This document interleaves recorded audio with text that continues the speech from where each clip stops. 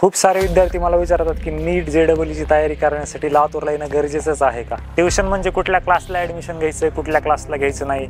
असे पालक ज्यांचा विद्यार्थी किंवा विद्यार्थिनी 10वी मध्ये शिकत आहे त्यांनी एका गोष्टीचं ध्यान नेहमी ठेवलं पाहिजे की विद्यार्थी जे 10वी मध्ये शिकत आहेत, जे आता 11वी मध्ये जाणार आहेत, त्यांना करिअर चूज करत असताना सर्वात मोठी ॲडवाइस मी अशी देईल की या गोष्टी पुढे जाऊन तुमच्या लाईफमध्ये इतका मोठा प्रॉब्लेम क्रिएट करतील हे तुम्ही विचार पण करू शकत नाही. 10वी मधून 11वी मध्ये जात असताना कुठल्या गोष्टींची काळजी घेतली पाहिजे. 10वीचा बोर्ड हा तुम्हाला कुठे देखील कामाला येणार नाही. नमस्कार पालक मित्रांनो आणि विद्यार्थी मित्रांनो, तुमचं स्वागत आहे पुन्हा एकदा माझ्या यूट्यूब चॅनलमध्ये. हा व्हिडिओ 10वी मधून 11वी मध्ये जाणाऱ्या विद्यार्थ्यांसाठी खूप जास्त इम्पॉर्टंट असणार आहे. 10वी मधून 11वी मध्ये जात असताना कुठल्या गोष्टींची काळजी घेतली पाहिजे, ट्युशन चूज करत असताना कुठल्या गोष्टींची काळजी घेतली पाहिजे, आपलं करिअर चूज करत असताना कुठल्या गोष्टींची काळजी घेतली पाहिजे, ह्या व्हिडिओच्या माध्यमातून या सर्व गोष्टी आज मी तुमच्या सर्वांना सांगणार आहे. 10वी मधून 11वी मध्ये जात असताना सर्वात इम्पॉर्टंट टप्पा असतो तो म्हणजे 10वीचा बोर्ड एक्झाम. 10वीच्या बोर्ड एक्झाम मध्ये तुम्ही पास नाही झालात तर तुम्ही 10वी मध्येच राहणार आहेत. हे कॉमन सेन्सची गोष्ट आहे, प्रत्येकाला माहीत असते. पण काही विद्यार्थी 10वीच्या बोर्ड एक्झामला इतकं जास्त महत्त्व देतात की त्यांना वाटतं की 10वीचं बोर्ड एक्झाम क्लिअर केल्यानंतर डायरेक्ट ते MBBSला लागतील किंवा IIT कॉलेजेसमध्ये जातील. पण ह्या गोष्टी एक मिथ आहेत. 10वीचा बोर्ड हा तुम्हाला कुठं देखील कामाला येणार नाही आणि 10वी नंतर 11वी मध्ये गेल्यानंतर तुमची संपूर्ण लाईफ ही एक अनइमॅजिनेबली चेंज होऊन जाणार आहे. तुम्ही विचार करता 10वी पर्यंत मी टॉपर होतो यार, मला हे आज का समजा नाही. कारण पुढं जाऊन असे काही कॉन्सेप्ट आहेत येणार आहे तुमच्या लाईफमध्ये 11वी मध्ये, जे की असे रट्टा मारून किंवा लॉंग आन्सर लिहून वगैरे 10वी पर्यंत ज्या मेथड होत्या त्या मेथडनी ह्या गोष्टी सॉल्व्ह होणार नाहीत. असे पालक ज्यांचा विद्यार्थी किंवा विद्यार्थिनी 10वी मध्ये शिकत आहे त्यांनी एका गोष्टीचं ध्यान नेहमी ठेवलं पाहिजे की तुमच्या विद्यार्थ्याचा इंटरेस्ट ज्या गोष्टीमध्ये आहे त्याच गोष्टी त्याला कंटिन्यू करून द्या. तुम्हाला असं वाटतंय की माझा मुलगा डॉक्टर झाला पाहिजे, माझी मुलगी डॉक्टर झाली पाहिजे, पण तुमच्या मुलीला IIT मध्ये जायचे, तुमच्या मुलाला समजा IIT मध्ये जायचं, डॉक्टर व्हायचंच नाही, तर अशा गोष्टी पुढे जाऊन खूप मोठा प्रॉब्लेम क्रिएट करू शकतात.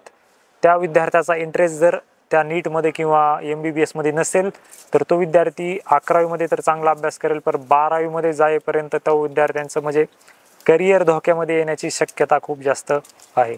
विद्यार्थी जे 10वी मध्ये शिकत आहेत, जे आता 11वी मध्ये जाणार आहेत, त्यांना करिअर चूज करत असताना सर्वात मोठी ॲडवाइस मी अशी देईल की तुम्ही काय करायचं, एक 15 ते 20 मिनिटं एका कोपऱ्यामध्ये बसा. तिथे जाऊन तुम्ही एकट्यात जाऊन विचार करा की तुम्हाला लाईफमध्ये करायचं आहे का, तुम्हाला खरंच डॉक्टर बनायचं आहे का, इंजिनियर बनायचं आहे. या गोष्टी तुम्ही स्वतः जोपर्यंत तुम्ही समजून घेत नाहीत, पॅरेंट्सचं जर ऐकून तुम्ही इकडे येणार असताल की मला घरच्यांनी पाठवलंय, मला डॉक्टरच बनायचं आहे, मला इंजिनियर बनायचं होतं पण माझे घरचे फोर्स करत आहेत की मला डॉक्टर बनायचं आहे, या गोष्टी पुढे जाऊन तुमच्या लाईफमध्ये इतका मोठा प्रॉब्लेम क्रिएट करतील हे तुम्ही विचार पण करू शकत नाहीत. आत्ता रिसेंटली महाकुंभ मेला तिकडं प्रयागराजमध्ये चालू, तिथं IIT मधून एका मुलाने म्हणजे IIT बॉम्बेमधनं तो मुलगा इंजिनिअरिंग त्याची झालेली, तर असा मुलगा तिथे जाऊन तो बाबा बनलेला आहे. त्याला विचारलं की तू इथं बाबा का बनला, तुला करोडोचं पॅकेज पण भेटू शकत होतं. तर तो म्हणला की मला घरच्यांनी सर्व गोष्टी दिल्या पण मला ज्या पाहिजे होत्या ते म्हणजे त्यांचं म्हणजे मार्गदर्शन ज्या टाईमला पाहिजे होतं ते त्याला भेटलं नाही त्या टाईमला. आणि अशा गोष्टी भविष्यामध्ये खूप मोठा कॉन्फ्लिक्ट तयार करू शकतात. खूप सारे विद्यार्थी मला विचारतात की नीट जेईईची तयारी करण्यासाठी लातूरला येणं गरजेचंच आहे का? तर पर्सनली मला असं वाटत नाही की लातूरला येणं गरजेचंच आहे, पण लातूरला आल्यानंतर तुम्ही अशा काही गोष्टी शिकणार आहात ज्या तुम्ही दुसऱ्या कुठेही देखील शिकू शकणार नाहीत. म्हणजे पर्सनली मी तर अशा गोष्टी शिकलो की त्या दुसरीकडे कुठं शिकायला भेटत नाहीत. पर्सनल ॲडवाइस माझी अशी राहील, ट्युशन चूज करत असताना म्हणजे ट्युशन निवडत असताना, ट्युशन म्हणजे कुठल्या क्लासला ॲडमिशन घ्यायचं, कुठल्या क्लासला घ्यायचं नाही, या गोष्टी कशा फिक्स करायच्या आपण आपल्या लाईफमध्ये, त्या गोष्टीचं एक ट्रिक सांगतो मी तुम्हाला.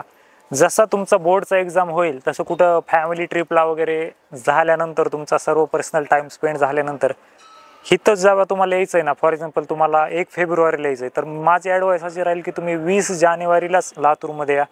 एकदा लातूर ट्युशन एरिया फिरून बघा काय कुठं कसं आहे सिस्टम आहे सगळीकडची, आणि मगच तुम्ही ट्युशन चूज करा. म्हणजे आता तुम्ही विचार करता कसं ट्युशन चूज करायचं, काय करायचं, प्रत्येक ट्युशनमध्ये 2-2, 3-3 दिवस जाऊन रेग्युलर त्यांची टीचरची क्वालिटी, टीचिंगची क्वालिटी चेक करायची आणि त्यानंतर तुम्ही ट्युशन चूज करू शकता. असे विद्यार्थी ज्यांनी आता ठरवलेलं आहे की लातूर ट्युशन एरियामध्येच नीट जेईईची तयारी करायची आहे आम्हाला, तर अशा विद्यार्थ्यांसोबत होणारा सर्वात मोठा स्कॅम म्हणजे हॉस्टेल आणि मेस यांचे कमिशन असणारे कमिशन एजंट. म्हणजे त्या हॉस्टेल आणि मेसवाल्याचे काही असे कमिशन एजंट असतात जे पॅरेंट्स दिसले की बस स्टँडपासनं त्यांच्या माग येत असतात ते गाडीवरती, आणि जसे ट्युशन एरियामध्ये लँड होतील पॅरेंट्स तर मग लगेच त्यांना त्यांच्या हॉस्टेलचं किंवा त्यांच्या मेसचं पर्टिक्युलरली ते कार्ड देतात, आणि नंतर त्यांना असं समजतं की ह्या मेसमध्ये किंवा ह्या हॉस्टेलमध्ये त्या क्वालिटीची सर्व्हिस नाही, आणि जे फूड त्या हॉस्टेलमध्ये खायला भेटतंय त्या फूडमुळे विद्यार्थी आजारी पडण्याचे प्रमाण देखील वाढलेले आहे. आता कुठलं हॉस्टेल बेस्ट आहे